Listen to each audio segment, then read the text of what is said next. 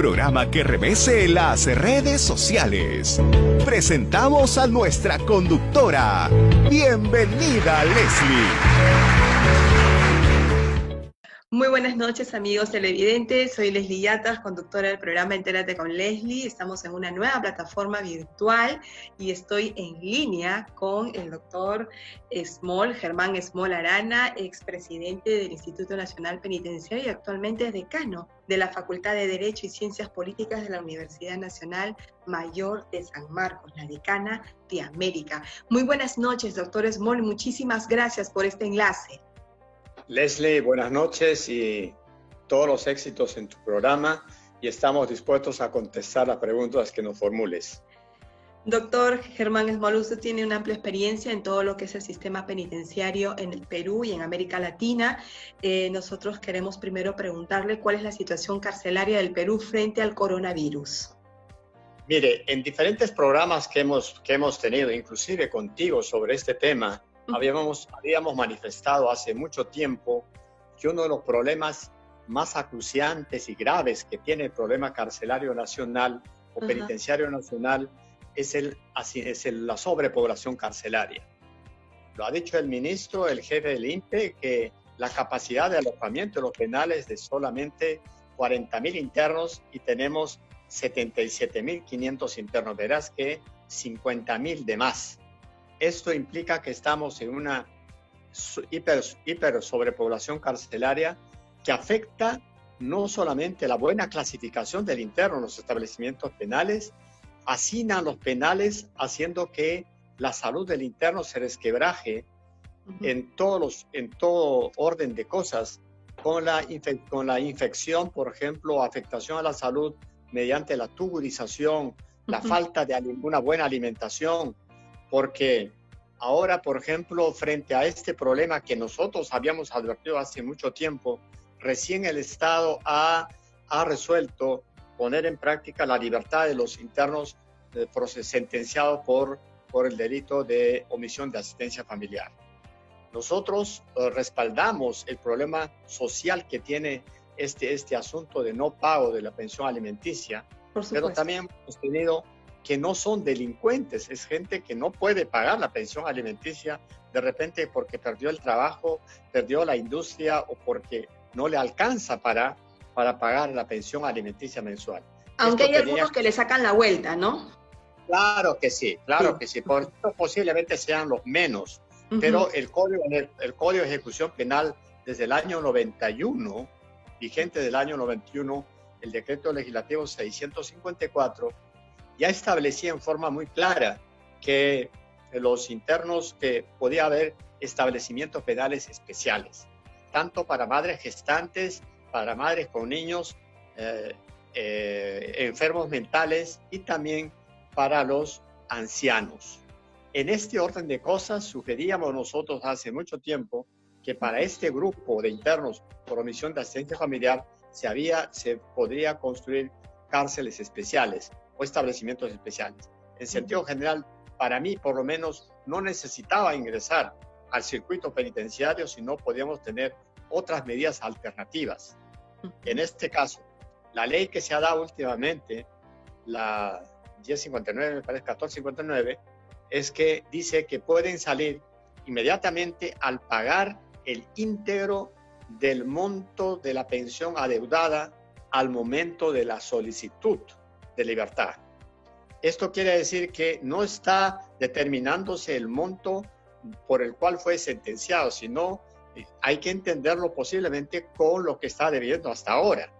Entonces, esto puede hacer que ese monto pueda ser mayor y no vaya a ser que muy poca gente o casi escasa gente pueda acceder a esta opción que el Estado le está dando. Y que pueda ser un impedimento. Claro, la norma para el campo penitenciario tiene que ser muy clara, muy específica. Quizá debió decir el pago del monto de la reparación civil y el pago de la que determinó la sentencia, punto. El resto es a futuro, porque si no, ¿quién informa cuánto debe posteriormente y toda esa cosa? Entonces, hay que revisar las normas para que sean muy claras para el campo penitenciario. Por otro lado, este problema del hacinamiento ha traído como consecuencia justamente lo que nosotros decíamos, la infección por afecciones de carácter pulmonar o respiratorias como tuberculosis, que tenemos una tuberculosis que es mucho más caro en su tratamiento en el campo penitenciario. A eso le agregas una economía insuficiente para una buena alimentación del interno con dietas, lo que fuera, en el campo penitenciario, le agregas este problema de la pandemia que ha sufrido ahora y que nos ha encarcelado a todos nosotros en nuestro domicilio, nos hará pensar. Ahí también, quiero llegar. Claro, ahí quiero llegar, no me robe la idea. Ahí quiero llegar con usted, porque en realidad, primero antes de pasarle a formular esta pregunta sobre el encarcelamiento domiciliario, día cuarentena, y cómo valoramos nuestras libertades hoy en día. Mira, Leslie, muchísimas veces que hemos hablado en conferencias sobre esto, y yo decía a mis alumnos, usted enciérrese una semana con todo lo que tiene sin salir de su casa para que vea lo que significa la libertad. Ahora, todos nosotros estamos... Todo el país está lo que significa la pérdida de la libertad. Por eso es que inclusive no hay delito de fuga, porque el hombre tiene derecho a la libertad. Lo que hay es la ayuda o la cooperación para la fuga, esa es otra cosa.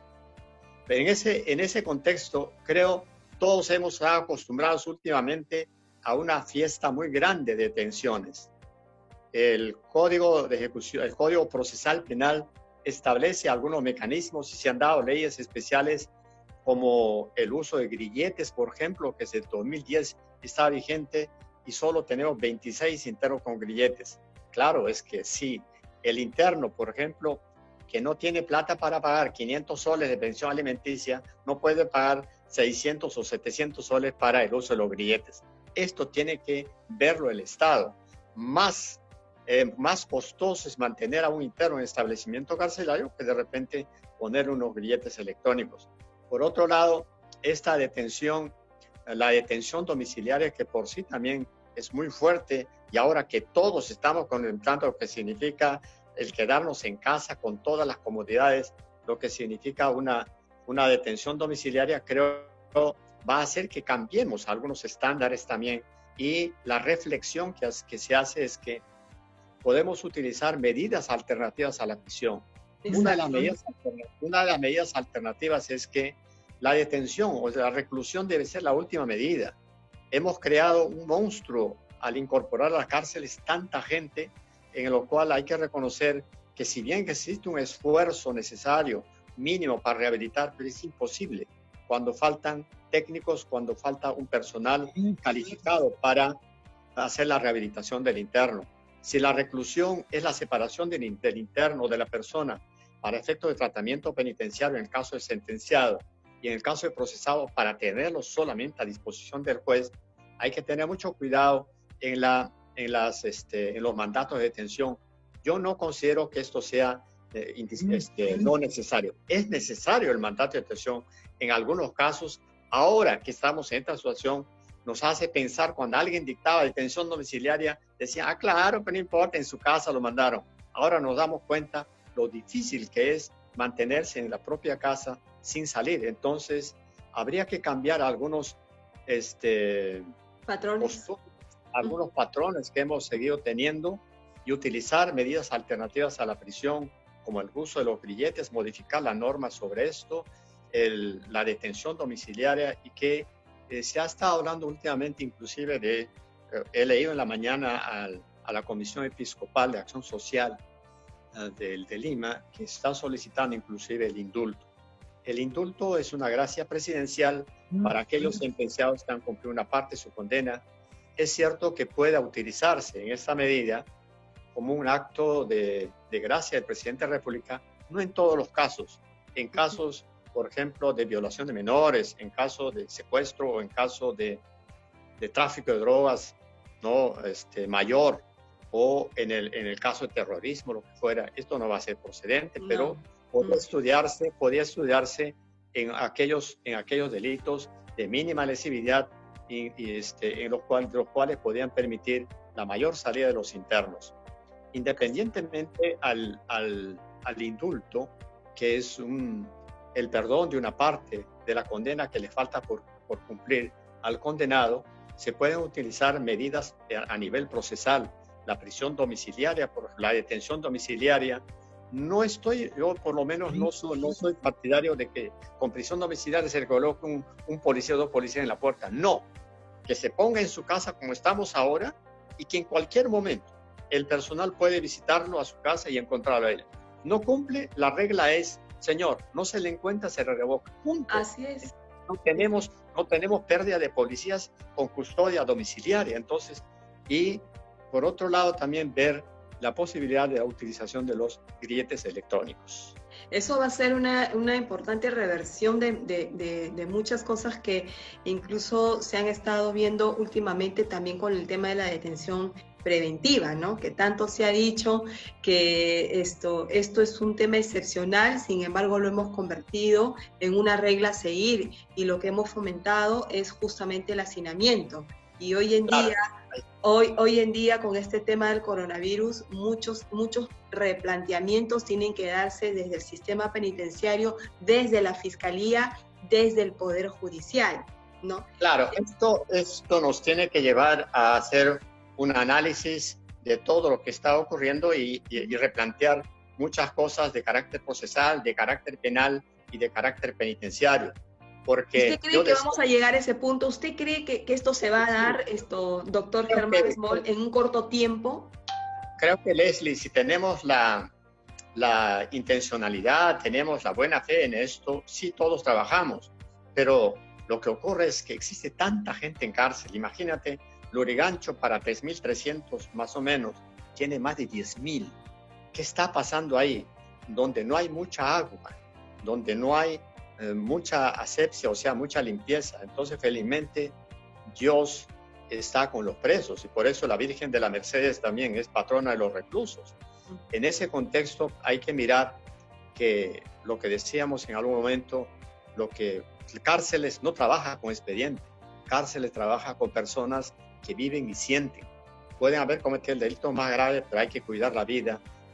En ese contexto hay que estudiar muy bien, posiblemente, y recalco que habrá delitos en los que no puede darse alguna libertad, pero habrá delitos en los que, por ejemplo, habrá que utilizar la libertad condicional también. A eso, ¿se puede aplicar la libertad condicional en este contexto para evitar justamente un tema de prevención? Yo prefiero la libertad condicional porque es una libertad sujeta a reglas de conducta que si no las cumple puede retornar mediante la revocatoria, que es muy clara en el artículo 57 del Código de Ejecución Penal. En ese contexto creo conviene revisar, y he visto también la propuesta que ha hecho el Consejo Ejecutivo del Poder Judicial, más lo que está trabajando el Ministerio de Justicia, habría que amalgamarlo para que salga una norma bien pensada, una norma que facilite y que más bien permita una salida de aquellos que requieren estar de repente con la familia curándose o tratándose, porque yo no soy médico para saber cuál es la reacción que pueda tener un hombre de 60 o 70 años con un coronavirus. Pero ya tenemos indicios o ya tenemos personas que se han incorporado a esta enfermedad en los establecimientos carcelarios. Y el contagio puede ser mucho más rápido por la cantidad de gente que tenemos en cárcel. Hay que tener cuidado en esto y tal como está trabajando el presidente de la República denodadamente todos los días frente a este problema, y lo vemos así, también hay que mirar por la gente que está encarcelada, ¿no? Claro, y ya para finalizar esta entrevista, doctor, bueno, no le queremos quitar mucho su tiempo, pero el tema es que esta situación que vivimos nos tiene que hacer repensar cómo hemos llevado el ejercicio de nuestras libertades. Usted ha dicho claramente algo muy cierto. Nosotros estamos detenidos en casa, porque esa es la palabra. Estamos confinados, estamos detenidos, estamos presos en nuestras casas con todas nuestras... nuestras comodidades. Claro, pero la sientes. Por supuesto, que entonces, se siente. Pero cuando se impone o se imponía una sanción de detención domiciliaria, la gente criticaba. Decía, no, pero va a estar en su casa de lo mejor. Sin embargo, hoy vemos que hay una desesperación por salir a las calles, irrumpen el estado de emergencia. Nadie siente el problema mientras no lo sufra él mismo. Es así. De distinta manera, pero lo estamos Por eso, gozando. inclusive, Leslie, permíteme indicarte que estos últimos 10 años se ha convertido la ley misma en surtidor de la prisión. ¿No? Las leyes se han estado dadas todas para detener, ¿no? Feminicidio, marcaje, homicidio. No estoy en contra de que se sancione, pero todas ellas han ido a sancionar drásticamente y a impedir beneficios penitenciarios. O sea que tú te portas bien, lo que fuera, no sales de cárcel. Esto nos hace pensar que hay que reformular muchas leyes. Por ejemplo, en el caso de beneficios penitenciarios, hasta el Tribunal Constitucional se pronunció y sigue pendiente ese pronunciamiento de que la norma aplicable es la vigente al momento de la solicitud de beneficio. Nosotros hemos sostenido siempre que debe ser la norma aplicable para beneficios la ley que violó al momento de la comisión del delito, porque no me pueden aplicar una ley posterior cuando no la conocía. En ese contexto se dio la 3056, 3054, 3068, la ley de crimen organizado, hasta que el Congreso se dio una ley, la 30.101, lo que dijo que estas normas no tienen efecto retroactivo, rigen aparte hacia el futuro. Entonces creo que debemos reformular, replantearnos en estos aspectos, así como está trabajando el presidente de la República todos los días, también el Consejo Ejecutivo del Poder Judicial lo está haciendo. Debemos también involucrarnos todos para que este problema de las cárceles, que es un problema nacional, un problema nuestro, porque de alguna forma son compatriotas que están sufriendo una prisión, y en el caso del 48% de los procesados, no sabemos si todos son culpables o la mayor parte son inocentes. Frente a todo esto, la Corte Interamericana también ha dicho que hay que ver por la vida humana. La vida humana y revalorar lo que significa la libertad.